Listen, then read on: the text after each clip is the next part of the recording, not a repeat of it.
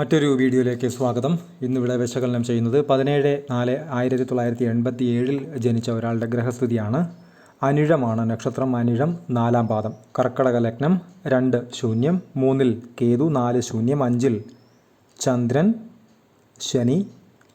6-7 ഭാവങ്ങൾ ശൂന്യം. 8-ൽ ശുക്രൻ. 9-ൽ വ്യാഴം, ബുധൻ, രാഹു. 10-ൽ സൂര്യൻ. 11-ൽ കുജൻ, ഗുളികൻ.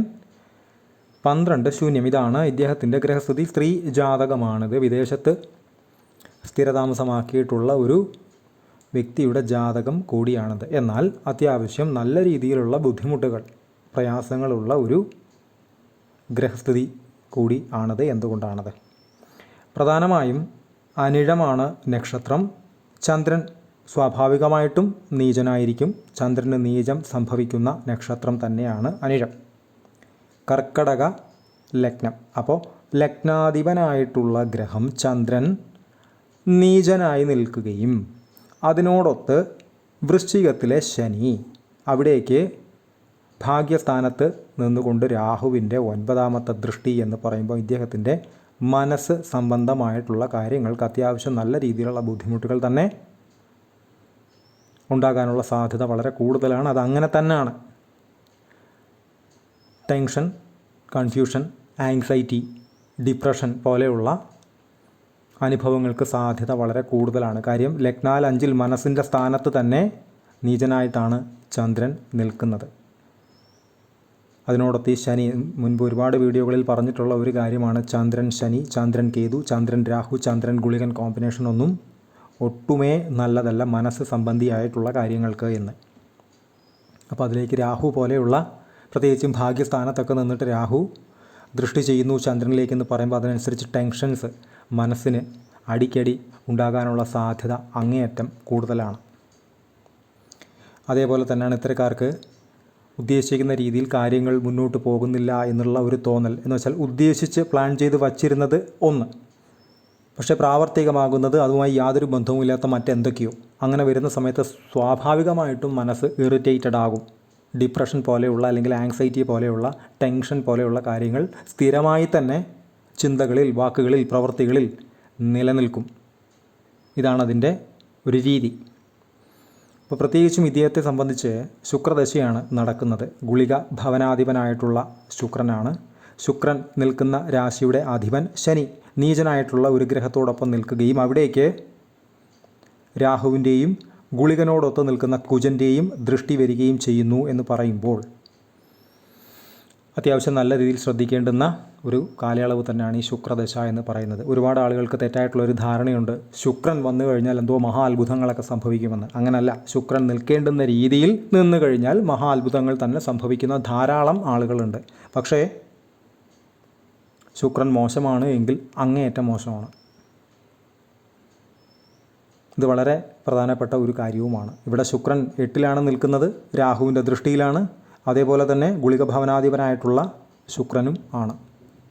ഇതൊരു കാരണവശാലും രാജയോഗം കൊടുക്കുന്ന ശുക്രനാണെന്നൊന്നും ഒരു കാരണവശാലും പറയാൻ പറ്റില്ല. അദ്ദേഹത്തിൻ്റെ അനുഭവങ്ങളും അങ്ങനെ തന്നെയാണ്. വളരെ ഇറിറ്റേറ്റിംഗ് ആയിട്ടുള്ള സാഹചര്യങ്ങളിലൂടെയാണ് ഇദ്ദേഹം കടന്നു പോയിക്കൊണ്ടിരിക്കുന്നത്. മാത്രവുമല്ല ഇദ്ദേഹത്തിൻ്റെ വിവാഹ ജീവിതം അങ്ങേയറ്റം മോശപ്പെട്ടതുമാണ്. എന്ന് വെച്ചാൽ ഇദ്ദേഹവുമായി ഒരു രീതിയിലും ചേർന്ന് പോകാത്ത, തീർത്തും ഒരു പ്രത്യേക തരം സ്വഭാവ സവിശേഷതകളുള്ള ഒരു വ്യക്തിയുമായിട്ടായിരുന്നു ഇദ്ദേഹത്തിൻ്റെ വിവാഹം.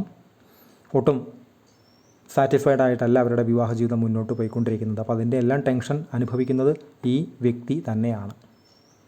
7-ാം ഭാവാധിപനായിട്ടുള്ള ഗ്രഹം ഇവിടെ ശനിയാണ്. നീചനായിട്ടുള്ള, പ്രത്യേകിച്ച് മനസ്സിൻ്റെ കാരകനായിട്ടുള്ള ലഗ്നാധിപനായിട്ടുള്ള ചന്ദ്രനോടൊത്ത് നിൽക്കുന്നു. അവിടേക്ക് കുജൻ, ഗുളികനോടൊത്ത് നിൽക്കുന്ന കുജൻ്റെ ദൃഷ്ടി വരുന്നു. അവിടേക്ക് രാഹുവിൻ്റെ ദൃഷ്ടി വരുന്നു. അങ്ങേയറ്റം മോശമാണ്.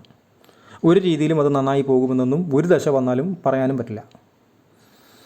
വളരെയധികം ശ്രദ്ധിക്കേണ്ടുന്ന ഒരു കാര്യം തന്നെയാണ് ഇദ്ദേഹത്തെ വിവാഹ സംബന്ധമായിട്ടുള്ള കാര്യങ്ങൾ. അതുകൊണ്ടാണ് ഈ വിവാഹമൊക്കെ നടക്കുന്നതിന് മുൻപ് ഇത്തരം ഗ്രഹനിലകൾ മുന്നിൽ വന്നപ്പെട്ടാൽ വീഡിയോകളിൽ കൃത്യമായി പറയുന്നത്, കൃത്യമായി നല്ല രീതിയിൽ നാളും ജാതകവും പൊരുത്തവും ആ വ്യക്തിയും എന്താണെന്നൊക്കെ അറിഞ്ഞ ശേഷം വിവാഹത്തിലേക്ക് പോകുക. പ്രത്യേകിച്ച് ശനി 7-ാം ഭാവവുമായി ബന്ധപ്പെട്ട് ശനി ബന്ധമോ ബന്ധമോ ഒക്കെയുള്ള ആളുകളൊക്കെ ഉണ്ടെങ്കിൽ അതീവ ശ്രദ്ധ അത്യാവശ്യം തന്നെയാണ്. അതല്ല എങ്കിൽ ഒരാൾ പകലെന്ന് പറഞ്ഞാൽ മറ്റേയാൾ രാത്രി എന്ന് പറയുന്ന വ്യത്യാസം രണ്ടുപേരുടെയും മനസ്സുകൾ തമ്മിൽ ഉണ്ടാകും. ഇവിടെയും സംഭവിക്കുന്നത് അങ്ങനെ തന്നെയാണ്. മടി വല്ലാതെ ബാധിക്കാനുള്ള, എന്ന് വെച്ചാൽ ഒരു കാര്യങ്ങളും അനുകൂലമായി പോകാത്തപ്പോൾ മനസ്സിങ്ങനെ മടി പിടിച്ചിരിക്കുന്ന ഒരവസ്ഥയുണ്ടല്ലോ, എല്ലാത്തിനോടും വിരക്തി തോന്നുന്ന ഒരവസ്ഥ. അതും ഇത്തരക്കാർക്ക് ധാരാളമായിട്ട് കാണാറുണ്ട്. ഈ വ്യക്തിക്ക് അങ്ങനെയുണ്ട്. എന്തിനാണ് ഇപ്പോൾ കഠിനാധ്വാനം ചെയ്യുന്നത്, ഇതൊക്കെയല്ലേ ജീവിതത്തിൽ ഉള്ളത് എന്ന് പറയുന്ന ഒരു സ്ഥായിയായ നിരാശാഭാവം കൊണ്ടുണ്ടാകുന്നതാണ് ആ മടി. ഒന്നിനോടും പ്രത്യേകിച്ച് ഒരു പ്രതിപത്തി, താല്പര്യമില്ലാത്ത ഒരവസ്ഥ. അത് കുറ്റം പറയാൻ കഴിയില്ല, കാര്യം മനുഷ്യനാണ്, ചിന്തകളാണ്, ജീവിതമാണ്. അപ്പോൾ അങ്ങനെ അടിക്കടി മോശമായിട്ടുള്ള അനുഭവങ്ങൾ ഉണ്ടാകുന്ന സമയത്ത് മനസ്സ് സ്വാഭാവികമായിട്ടും മുഷിയും. അതിൻ്റെ ഫലമായിട്ടാണ് ആ മടി അവിടെ സംഭവിക്കുന്നത് അല്ലെങ്കിൽ ഉണ്ടാകുന്നത്. മാത്രവുമല്ല, ഇദ്ദേഹത്തിൻ്റെ ജോലി സംബന്ധമായിട്ടുള്ള കാര്യങ്ങൾക്ക് അദ്ദേഹം താല്പര്യം പ്രകടിപ്പിക്കുന്നുണ്ട്. ഈ ജോലി സംബന്ധമായിട്ടുള്ള കാര്യങ്ങൾക്ക് ശ്രമിച്ചാൽ ലഗ്നാൽ 10-ൽ സൂര്യൻ ഉണ്ട്. 10ാം ഭാവാധിപൻ ഗുളികനോടൊത്താണ് നിൽക്കുന്നത്. അത് വർഗോത്തമം ചെയ്ത കുജനാണ്. അപ്പോൾ വിദേശ രാജ്യങ്ങളുമായി ബന്ധപ്പെട്ടിട്ട് അല്ലെങ്കിൽ വിദേശ കമ്പനികളുമായിട്ടൊക്കെ ബന്ധപ്പെട്ടിട്ട് ജോലി ചെയ്യാനുള്ള അവസരങ്ങൾ, അവിടെ അദ്ദേഹത്തിൻ്റെ മികവ്, കഴിവ്, അറിവ് എല്ലാം തെളിയിക്കുന്നതിനുള്ള അവസരങ്ങൾ കിട്ടാനുള്ള സാധ്യത വളരെ കൂടുതലാണ്. പിന്നെ ഇവിടെ ഒരു കാര്യം ശ്രദ്ധിക്കേണ്ടതാണ്. രാഹുവിനോടൊത്താണ്, നീചനായ ബുധനോടൊത്താണ് വ്യാഴം നിൽക്കുന്നത്. എന്നിരുന്നാൽ തന്നെയും വ്യാഴത്തിൻ്റെ 5ാമതൊരു ദൃഷ്ടി ലഗ്നത്തിലേക്ക് വരുന്നുണ്ട്. അപ്പോൾ ഇദ്ദേഹത്തിന് ഇത്രയും പ്രതിസന്ധികളെല്ലാം ഉണ്ടായിട്ടും ഇദ്ദേഹത്തെ മുന്നോട്ട് നയിക്കുന്ന, അത് അദ്ദേഹത്തിന് അറിയില്ല, അദ്ദേഹത്തിന് അറിയാതെ തന്നെ മുന്നോട്ട് നയിക്കുന്ന ഒരു ഘടകം എന്ന് പറയുന്നത്, അതിൽ പ്രധാന പങ്ക് വഹിക്കുന്നതാണ് മേൽപ്പറഞ്ഞ വ്യാഴത്തിൻ്റെ ലഗ്നത്തിലേക്ക് വരുന്ന 5ാമത്തെ ദൃഷ്ടി. അതും കൂടെ ഇല്ല എങ്കിൽ ഈ ഗ്രഹനില മുന്നോട്ടുള്ള അതിജീവനം അല്പം ബുദ്ധിമുട്ട്, പ്രയാസം തന്നെയാണ്. അപ്പോൾ ഇദ്ദേഹം കൃത്യമായിട്ട് വേണ്ടുന്ന മുൻകരുതൽ എടുത്തുകൊണ്ട്, കൃത്യമായിട്ട് വേണ്ടുന്ന പരിഹാരങ്ങൾ എടുത്തുകൊണ്ട് ജോലി സംബന്ധമായിട്ടുള്ള കാര്യങ്ങൾക്ക് 100% മനസ്സിനെ സമർപ്പിച്ചാൽ ജോലി സംബന്ധമായിട്ട് ഉയർച്ച ഉണ്ടാകും എന്ന കാര്യത്തിൽ തർക്കം ഇല്ല. ഇത് വളരെ ശ്രദ്ധിക്കേണ്ടുന്ന, തീർത്തും ഓർത്തു വയ്ക്കേണ്ടുന്ന, മനസ്സിൽ സൂക്ഷിക്കേണ്ടുന്ന ഒരു കാര്യം തന്നെയാണ്. എൻഗേജ്ഡായിട്ട് ഇരുന്ന് കഴിഞ്ഞാൽ ഈ പറയുന്ന മടി, ടെൻഷൻ, ആങ്സൈറ്റി ഇതെല്ലാം അങ്ങ് മാറും. ഒരാൾ ഒന്നും ചെയ്യാതൊരു സ്ഥലത്തിരിക്കുന്ന സമയത്താണ് മൈൻഡ് ഏറ്റവും കൂടുതൽ ആക്രമണം നടത്തുക, സ്വയം. തിരക്കുകൾ ഊളിയിട്ട് കഴിഞ്ഞാൽ മൈൻഡിന് ടെൻഷൻ അടിക്കാനുള്ള സമയം കിട്ടാതിരിക്കും.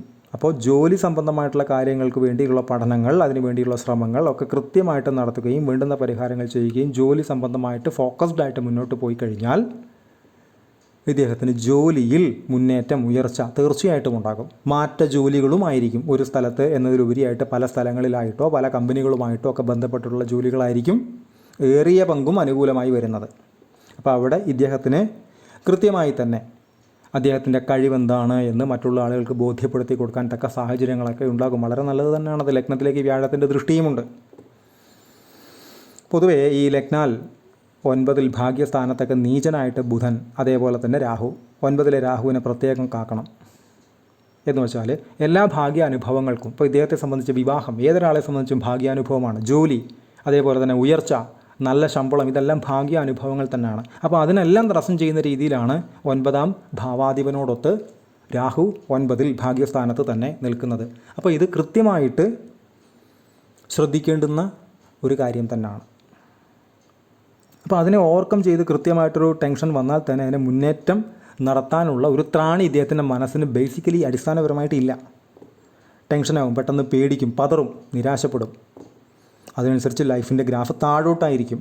അവിടെ വർദ്ധിത വീര്യത്തോടു കൂടി തിരിച്ചാക്രമണം നടത്തിയാൽ ഉയർച്ച എന്താണെന്ന് ഇദ്ദേഹത്തിന് തീർച്ചയായിട്ടും മനസ്സിലാക്കാൻ സാധിക്കും. അത് നമ്മളുടെ വിൽ പവറാണ്. അതിനാണ് പരിഹാരങ്ങൾ ചെയ്യുന്നത്.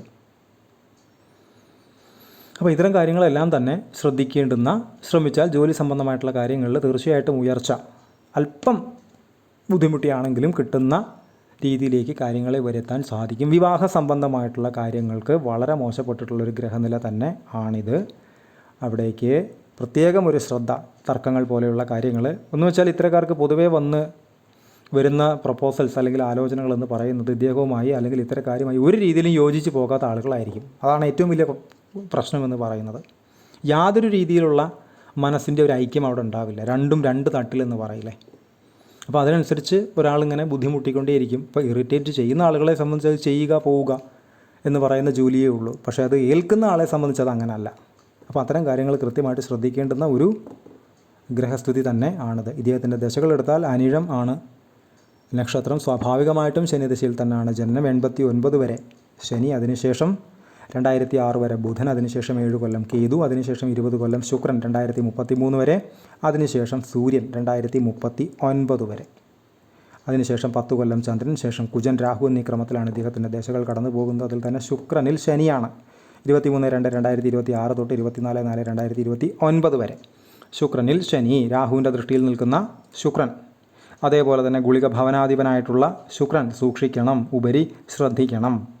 അതേപോലെ തന്നെ നീചനായ ചന്ദ്രനോടൊത്ത്, പ്രത്യേകിച്ചും ലഗ്നാധിപനായിട്ടുള്ള ചന്ദ്രനോടൊത്ത് നിൽക്കുന്ന ശനി, രാഹുവിൻ്റെ ദൃഷ്ടിയുള്ള ശനി, കുജൻ്റെ ദൃഷ്ടിയുള്ള ശനി, വളരെയധികം ശ്രദ്ധിക്കേണ്ടുന്ന ഒരു കാലഘട്ടത്തിലൂടെയാണ് ഇദ്ദേഹം പോയിക്കൊണ്ടിരിക്കുന്നത്. പ്രത്യേകിച്ചും മനസ്സ് സംബന്ധമായിട്ടുള്ള കാര്യങ്ങളിൽ, പ്രത്യേകിച്ചും വിവാഹ സംബന്ധമായിട്ടുള്ള കാര്യങ്ങളിൽ, ഇതിലെല്ലാം തന്നെ അത്യാവശ്യം നല്ല രീതിയിൽ ജാഗ്രതയും ശ്രദ്ധയും അത്യാവശ്യം തന്നെയാണ് എന്നും തിരിച്ചറിയുക.